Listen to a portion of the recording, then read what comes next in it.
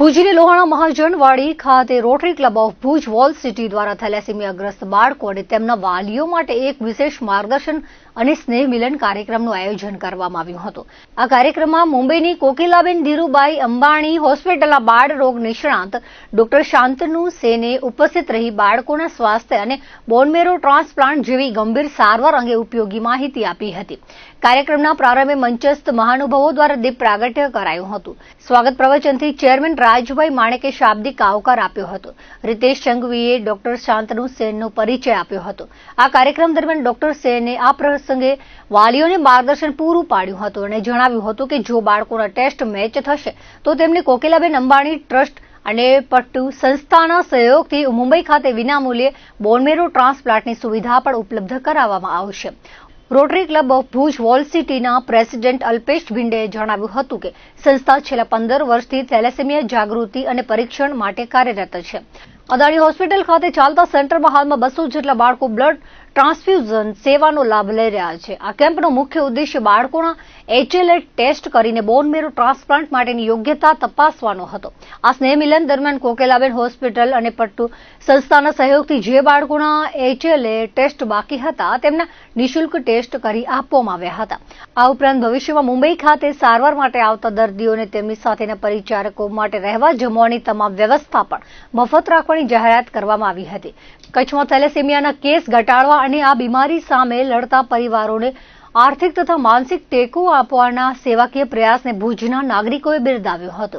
આ પ્રસંગે IMN પ્રમુખ, ભુજ લોહાણા મહાજનના પ્રમુખ વગેરે હાજર રહ્યા હતા. આ કેમ્પને સફળ બનાવવા માટે વોલ સિટીના સભ્યોએ ભારે જહેમત ઉઠાવી હતી. Rotary club Bhuj wall city છેલ્લા 15 વર્ષથી ભુજમાં એક મોટી પાયે સેવાના માધ્યમથી પ્રવૃત્ત છે.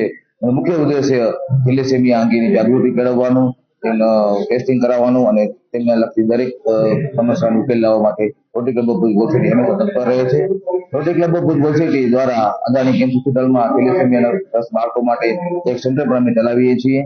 આજે થેલેસેમિયા અવેરનેસ ના અંતર્ગત ભાગરૂપે ખાસ કરીને મુંબઈની કોકિલાબેન ધીરુભાઈ અંબાણી હોસ્પિટલના પીડિયાટ્રિક ક્ષેત્રના હેડ એવા ડોક્ટર શાંતનુ સેન અમારી વચ્ચે ઉપસ્થિત છે. આજે અમારે અહીં HLA કેમ્પનું અમે આયોજન કર્યું છે, જેના માધ્યમથી અમે જે બોનમેરો ટ્રાન્સફર કરવા પહેલાની જે પ્રક્રિયા છે HLA કેમ્પ એનું અમે અહીંયા આયોજન કર્યું છે અને એમાં અમને ખાસ કરીને કોકિલાબેન અંબાણીના હોસ્પિટલના ડોક્ટર શાંતનુ અહીંયા અમને સપોર્ટ મળ્યો છે. અત્યારે તે અમારી વચ્ચે ઉપસ્થિત છે.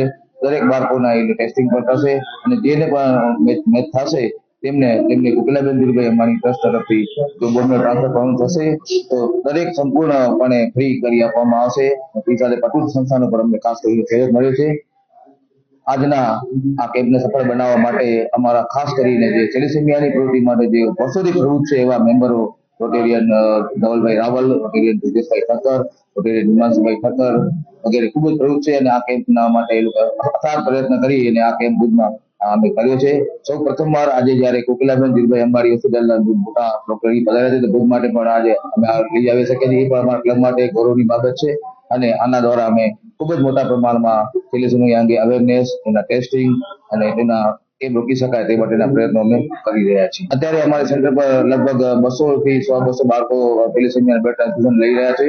હમણાં થોડાક સમયથી અમારા જે પ્રયત્નો કર્યા તેનાથી થોડાક બાળકોની સંખ્યા ઓછી પણ થઈ છે અને અમુકને દવા પણ લાગુ પડી છે. ખાસ કરીને અત્યારે હજી પણ 150 થી 200 જેવા થેલેસેમિયા મેજર બાળકો અમારા સેન્ટરમાં સેવા લે છે અને રેગ્યુલર બ્લડ ટ્રાન્સફ્યુઝન કરાવે છે.